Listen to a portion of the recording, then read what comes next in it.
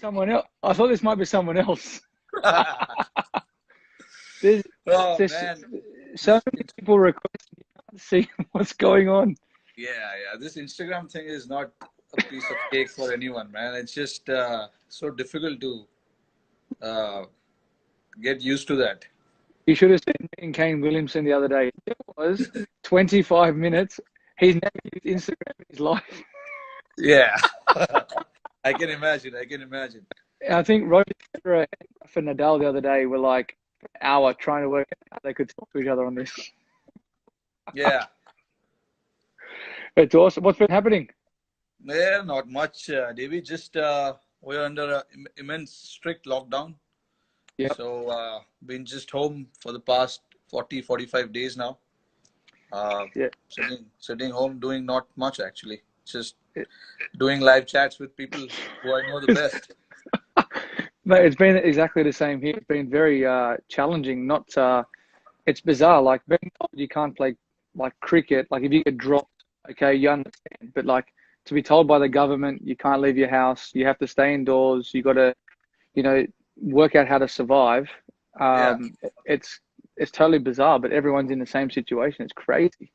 but at least I read in the news today, Australia is easing the lockdown a little bit, where you can go to restaurants, cafes, uh, and you can still go outdoors. Here we can't even go outdoors except buying groceries, which to me is a bit strange right now That's because I have crazy. no idea what to buy in groceries. No idea. I I have was no I idea. was just reading, and I apologize to all the Indian fans there, but alcohol has got a surcharge now, big time in India, and they're going to deliver to Yes. people's houses. Yeah, you It's saw what crazy. happened the first day when they opened the liquor shops here. Oh, jeez. Went crazy here, man. People were queuing up. There was about 2 kilometers, uh, you know, uh, big queue, people waiting for people to buy alcohol. And they shut it in 1 day's time because I mean, it's crazy because so many people are out on the roads and there are chances people might get infected because of that. Yeah, no, exactly. And I know people who haven't traveled to India wouldn't understand that some places are a dry state, and you actually have Yeah, to yeah. apply for a certificate to actually drink alcohol. Yeah, absolutely, man.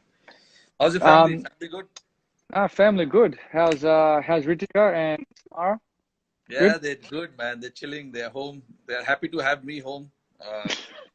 So that's good. Uh, I got to spend my birthday, which was a couple of weeks back, with them at home. That's I've been, beautiful. yeah, never been around on my birthday as well with them. So finally got to stay home with them, spend some time with them, which was good. And I think that's something that a lot of people don't understand, that when you have, if you have family or not, you actually miss a lot of different things that, whether it's weddings or birthdays or even Mother's Day. This is my first time home for Mother's Day in a long time. Yeah, yeah. They're little things that we miss. Yeah, absolutely, man. Being with the family is so important. Sometimes it's hard to explain when we are out there playing that family is so important for us because when we grow up in India, it's actually like that. When we grow up, we say cricket is life, Yeah. but there's so much beyond that. Your cricket finishes when you're what 38, 39. I don't know when will you finish, but I'll certainly finish much before that. But so there's actually much more than that. When you get married, when you have family, you realize the importance of that a lot more. When you are Oh, definitely. when you're single, when you're just playing, you don't think about that much. But now being with them, spending so much time with them, I realize how important it is. And they need us more than anything else. They need our support. They need us to be around to make sure that they are comforted as well. I'm sure it's Yeah. the same with you. Yeah, you've got three beautiful daughters, and you've got a beautiful wife, and uh, I'm pretty sure it's so hard for Candice to be without you managing three kids. I know we have only one right now, and I know how difficult it is for Ritika when I'm not around. So I can't even imagine how it is like for Candice. Yeah, look, it obviously has its challenges, but I think the best thing for us is I look at the Ashes for myself coming home. I always had a smile on my face because you got your family there. It was good. Yeah, It's a yeah, yeah, blessing. absolutely. It's a Yeah, blessing. But yeah, it's but beautiful, man. but as we say this time at the moment, we'll be playing over there. We'll be playing IPL. Yeah, Um, I do have a couple of questions for you though. I go back to I think was it 2014. I want you to explain to me as a captain of a franchise, yeah. you lose five in a row. How do you motivate the guys to come back from five in a row and then you turn around and win seven out of the next nine and then you win the whole thing? That was pretty tough. I remember we were going through really tough times. We were facing a lot of pressure from the spectators. Uh, you know how people in India, especially Mumbai, they're quite passionate about cricket over here. And then the franchisee as well. Our franchisee owners, they're quite passionate as well about the game.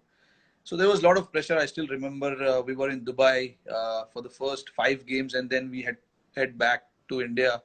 The 5 games in Dubai, we lost all the Yep, games, and then luckily for me, I had Ponting around the team. I'm sure no better person than you to explain that to or to understand that because you know what impactful person he is when he's around the group. yeah, definitely. I was watching your uh, the series on Amazon, the test, Yep, and he was around with you guys during the World Cup, and I could think back and start imagining how he was. He was pretty much the same. Motivating the youngsters around the guys, just feeling one of us, not the coaching staff. So he was doing the same things, and more yep, than one uh, good thing that stuck out was about Ponting was he was only going to go and talk to the younger guys. He was not worried so much about the senior players in the squad. He was trying to make sure that all the youngsters in the squad are very well, staying in that mental zone and not worrying about anything else. They yep, were keep. His idea was to make sure that the youngsters don't drift away so much. yep. I'm sure the senior guys will take care of itself, but it's the younger guys who I need to look after, and that's what he exactly did. And from once we returned to Mumbai, things changed. I remember he gave us that pep talk in Mumbai once we came to Mumbai, and everything changed around that. You know, Yeah, that's good. I think you hit the nail on the head. He's a very passionate guy, and he'll always leave it upon the senior players to understand what they do because you can't change guys who have been playing for 5 to 10 years international cricket. He's played it, he's lived it, and now yeah, he's coaching it. It's about the younger guys coming along with the experienced players to say, hey, there's always hope and belief, and that's one thing I think the same as with having Sachin around or whether it's I think Viru with me at Delhi, yeah, having these guys around, it's a bit of an energy boost for younger guys, and the same with you coming into a Indian cricket team with all yeah, those superstars, and I came in at the same time. Like I was like, wow, I can't believe I'm actually playing with these guys now. How do we act around these guys? What's right? What's wrong? But you're trying to establish yourself as a cricketer, and you're good enough to be there. yeah. Absolutely. I think a lot of these guys have made a great impact. Uh, on the team, whichever team they've been part of, and especially IPL. What IPL has done to all the cricketers is getting to know all these guys from various parts of the world, getting to know their culture, getting to understand what they do as a player. And for us, it's been fascinating to know all you guys. When you're playing for your country, it's a totally different ball game. But when you come here, a lot of the guys here get to learn so much from each other. Because they Yeah, watch you guys and they see you prepare yourself before the game, what you like to do, what you don't like to do, how much time you spend in the gym and things like that. So it's IPL in a way has done wonders to world cricket, not just Indian cricket, but also to many other guys, many other cricketers in the world. Oh, one thing I did notice when I came to the IPL my first time, how much cricket balls you Indian cricketers hit. like so many balls. And like I know here Yeah. we probably get a good half an hour to an hour of throwdowns, but the resources you have with guys available to net bowl to you, I could Yeah. spend 6 hours there. Yeah, because I mean, IPL, the tournament itself is very well planned, and all this franchisee, they take this 2 months very seriously because they want to win this championship. So I'm sure all the franchisee they start preparing well before the tournament starts, and that includes all these things: managing net bowlers, managing the practice facilities, getting your players to come, to the city a lot earlier than the tournament starts. So those things, I think, I don't know about Sunrisers, but Mumbai has done that pretty well in the last few years. They've gotten their players quite early, and Yeah, there's a little 10 days camp that we try and held before the tournament starts. So just for the newer guys to get used to the staff, the players as well. So it's very important. Uh, I When IPL started, I played for that city, Hyderabad, but it's a different name now. But the city is the same. I remember how passionate people are in Hyderabad as well. Like yep, I remember we were playing the finals last year, CSK and Mumbai, and yep. they were going berserk shouting Sunrisers, the Orange Army, which was, which shows, people there are quite supportive and they get behind their team, which was amazing to see. It's something that doesn't happen every time, but it was great to see. And there were orange jerseys in the stadiums, which was good. It's It quite a is. passionate city to be part of. And I think the reasoning behind that as well is because someone called Rohit Sharma took a hat trick and scored 100 for Deccan against Mumbai. Yeah. I can't believe that, man. I seriously cannot believe I took a hat trick against Mumbai when I was playing for Hyderabad. It just, uh, I don't even remember how I used to bowl them. It's just unfortunate.